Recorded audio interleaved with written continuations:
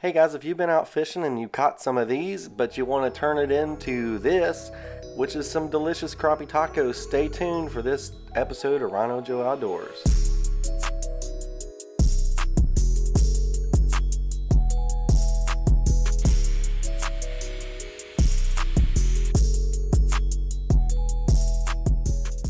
So first things first, I had to run by the store and pick up a couple things I knew I didn't have at the house.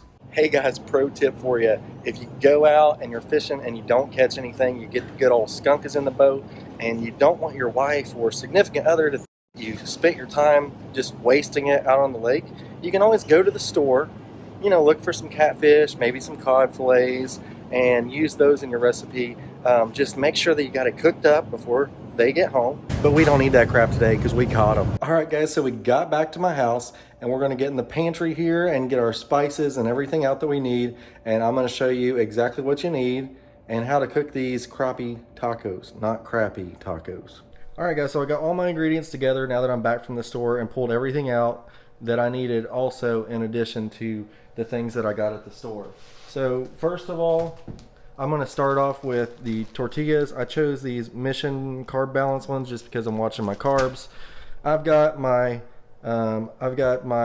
mayo over here, or Miracle Whip. I've got sriracha sauce, black pepper, paprika, slap yo mama, Cajun seasoning, chili powder, extra virgin olive oil, onion powder, Himalayan pink salt, but you can use whatever kind of salt you want, ground cumin, unsalted butter. I've got avocado, lime, 2 Roma tomatoes, a jalapeno. I've got cilantro, black beans, this Mexican crumbling cheese, some fresh corn on the cob, and then I got this tricolor coleslaw.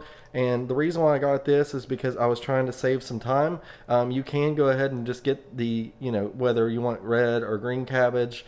This has a little bit of carrots in it, but I don't really mind. One tip is that when you buy this, if you want to get your freshest one, look for the ones that have the bag really tight on them. That means they're new. So let's get these ingredients ready to make our fish tacos. So the first part of this recipe I'm going to start off with is the Sriracha Mayo. I actually use like a Miracle Whip, but you can use mayo or Miracle Whip. I've got a half cup there, and then I'm squirting in juice from half of a lime. And then next comes my favorite part of this sauce, and that is the sriracha. And I like to put about a tablespoon, maybe a tablespoon and a half of sriracha in there, and that just kind of gives it a little bit of a kick and some good flavor. And then you can also put in this a quarter of a teaspoon of salt. I just use my Himalayan pink salt here, and I just kind of eyeball it, put a little bit in there. And then the final part for this is going to be 2 teaspoons of sugar. It just kind of gives it a little bit of a sweeter flavor, and I really like it, but you could always not put that in there if you don't like it. And as always, guys, you can adjust this sauce however you want. Add a little pepper, maybe add a little bit of cumin if you really like something that's like really spicy. Just make it yours. And then you're going to stir it up. For the next part of this recipe, we are going to make the slaw. So for the slaw, you need a couple different things, but I start off with the cilantro, which you chop up, and then you take a quarter cup of that and put it in your bowl. The next part is where I'm actually going to be using my coleslaw mix, but you can also use your chopped up cabbage if you have that, and you take 2 cups of that, and then you're going to take the other half of your lime and squirt that on there. And then the final part is to add a little salt and pepper to taste. Didn't want to bore you all with me chopping up stuff, so here I've got some Roma tomatoes. I've got my chopped up jalapeno pepper, and then I also chopped up my avocado to prepare for my tacos.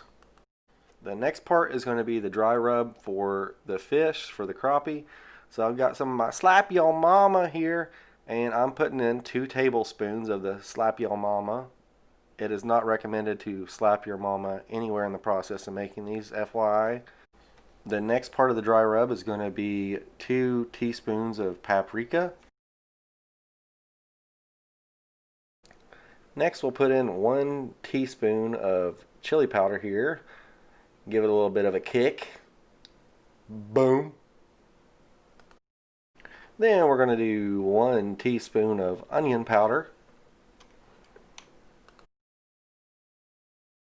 Then we're going to add to our little spice fiesta here with some ground cumin. I like to use between a half of a teaspoon to a full teaspoon, depending on how you like it. But in today's episode, I'm just going to use about a half. Then we're just going to use a spoon and mix it all up so everything's all good and mixed together, ready to put on the crappie fillets. So while that butter's melting, I've got my corn over here boiling. And what I'm going to do is I'm going to pull that out, and then I'm going to go over and I'm going to cut all the corn off of it, and then we're going to saute it in that butter. And then I like to add a little bit more of the slap your mama on my corn as I saute it in that butter. And I'm going to kind of let it saute and blacken up a little bit. So once the corn cooks, I remove it from the stove and set it to the side so I can start on my crappie. So here I'm patting my crappie fillets dry.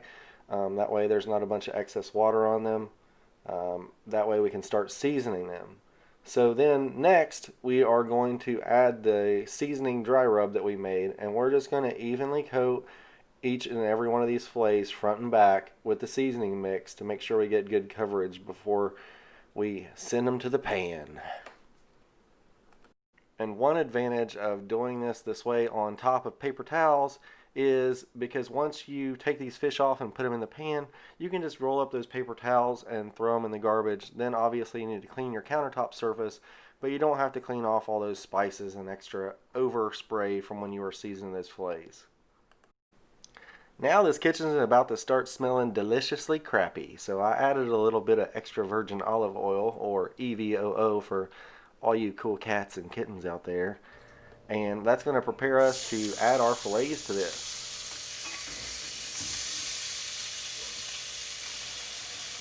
So once the meat starts to turn white and you can tell it's kind of getting tender, you're going to make sure that you flip these over and cook them the rest of the way.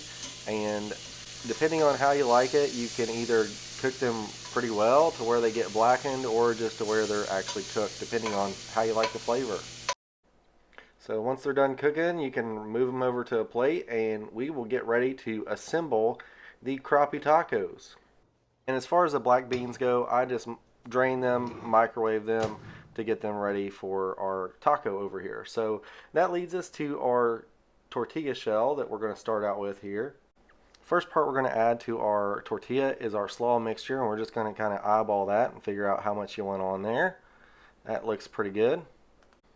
Then the next part we're going to have is this Sriracha Mayo, and depending on whether you like the people that are going to eat with you or not, you might want to warn them how spicy you made it, but if it's your in-laws, you might not care. And we'll get some of these black beans and sprinkle some black beans on there. That looks delicious. Next we'll grab one of these delicious fillets of crappie. If you so desire, you could shred it up to make it less of a chunk, but I like to just add the chunk here. And then we've got our other toppings here. So I've got my sautéed corn that I've made, my chopped up Roma tomatoes, and jalapeno. I like some spiciness to mine, but you don't have to add the jalapeno if you don't like it.